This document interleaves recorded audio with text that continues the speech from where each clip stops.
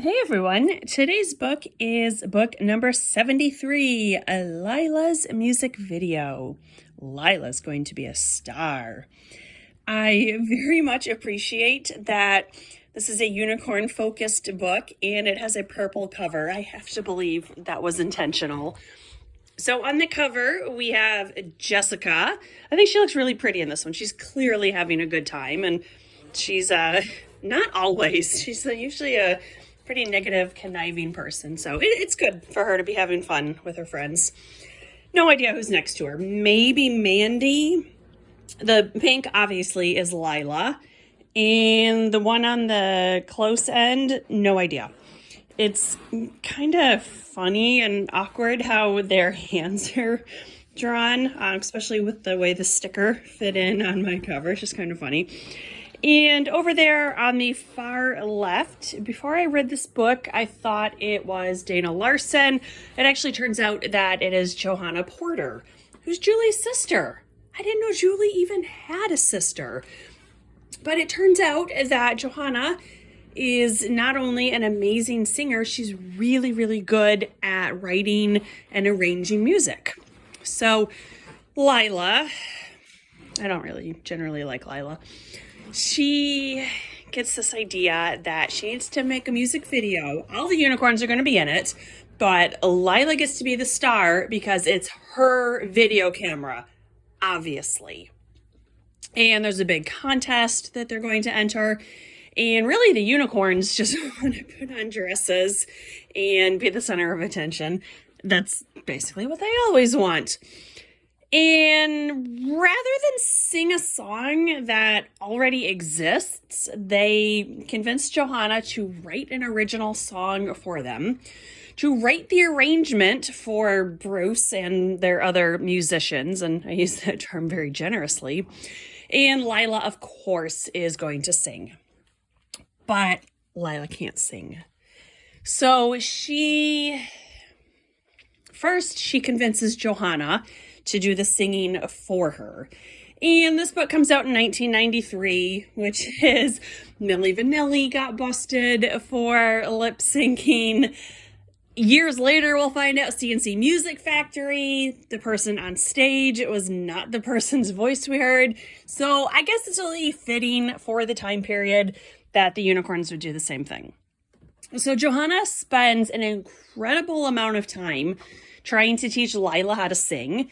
And honestly, why did Dad not just hire a professional vocal coach? So that didn't really make sense. And of course, the unicorns win this whatever little contest, and they get entered in another contest where they're going to have to perform at the radio station. And of course, Lila, how is she ever going to get away with it? And she takes Johanna, allegedly for moral support. And at the last minute, she basically shoves Johanna out of the car and says, you go do it. And what's interesting, unusual, Johanna tells us she has terrible stage fright, which, okay, I guess if they're performing on stage, but I don't get the stage fright when she's singing at a radio station. And presumably there's only going to be a couple people in the studio with her. And I don't know, turn around, close your eyes. It's not that big of a deal. Although I do say that as a teacher who essentially gets up on stage and performs every day. It's not a big deal. And of course they win, and Johanna learns that, yeah, she can do it, and it's all happily ever after. So what was crazy funny about this book is Elizabeth basically isn't in it. She misses a couple days of school with the flu, and then she misses some more time with a cold, and she's just non-existent in this book. And I thought it was super funny because they kept referencing her, but we never actually hear from her. So it seemed as though how a TV show would do it if one of their actors was completely unavailable. Let's talk about this character, but not actually show them. And I thought that was really funny. The getting sick and then getting sick again and disappearing, that's very much a Jessica story. And I thought it was just funny and unusual for Elizabeth. So overall, I surprisingly liked this book. I don't generally like Lila. I don't really like the unicorns, and I certainly don't like Jessica. But for some reason, the combination of it I thought was really funny, and it really worked for me in this one. So just a couple things to read. We have page 7. And this is, they are at Lila's house, and they're dancing to a video. The girls were all tired, sweaty, and out of breath after dancing and lip syncing to 4 Melody Power videos in a row.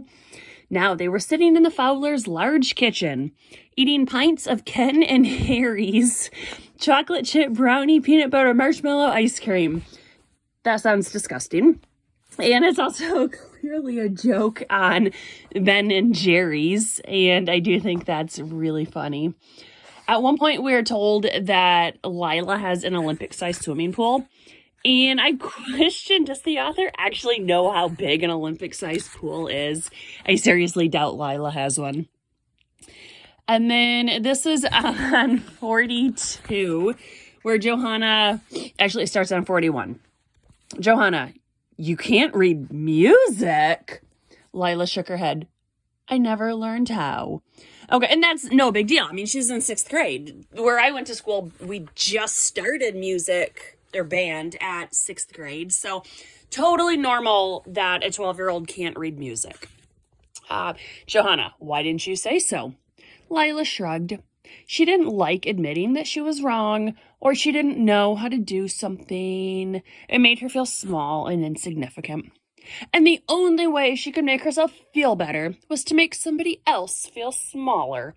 Lila immediately thought of a dozen cutting things she could say to Johanna that would make her feel small. It's like, geez, Lila. We all know she's a jerk, but she's never been quite so upfront about her jerky bullying ways. But when she looked at Johanna's pale face, with its sprinkling of freckles across the nose, and her light blue eyes, she quit worrying about feeling small. Johanna looked as though she already felt pretty small. Lila didn't need to cut her down in order to feel okay. Jeez. Okay, well, at least for one chapter, Lila grows a heart. Besides, Johanna seemed really nice. Not like somebody who would ever be nasty. Not like some of the unicorns. Not like Jessica. Lila and Jessica seriously hate each other. They have such a bizarre relationship. I don't think they're even friends. They are rivals, and everything is just to one-up each other. And then on 44, Lila is trying to sing. It was all Johanna could do not to wince. You hit the wrong note again, she said as nicely as possible. The last note is an F sharp, not an F. And we just established 2 pages ago that Lila can't read music, so I'm not entirely convinced that you saying F sharp versus F means anything to her. She clearly can't carry a tune. I don't know, she might not be able to identify different notes on a piano, but this seems like a pretty tall order for someone who's clearly not musically trained to be able to distinguish vocally between an F sharp and an F natural. So very much a nitpicky. But then Johanna gets a little sassy. Johanna sighed. That last note had sounded like a cat with its tail being pulled. Couldn't Lila even tell? I was going, obviously not. So again, why didn't Dad hire an actual vocal coach? I don't know. But overall, for as ridiculous as this book was, I did like it. I thought it was funny. I liked the character growth where Lila realizes she shouldn't be a jerk to people. I liked Johanna's character growth where she learned to be able to perform and to stand up for herself and for her talent. And I thought it was really funny that Elizabeth is just non-existent in this book. So I definitely recommend this one. The subtitle, Lila's going to be a star. I think that's a pretty generous assessment, but whatever. The next book is an Elizabeth book, so I guess she's feeling better. It is called Elizabeth the Hero. How will Elizabeth use her life-saving skills? So this sounds like a complete rehash of Marianne to the Rescue from the Babysitter's Club. So I will get to that one. This one is funny. It's goofy. It is completely predictable, but I still enjoyed it. So I do recommend Lila's music video. Thanks for watching. Bye.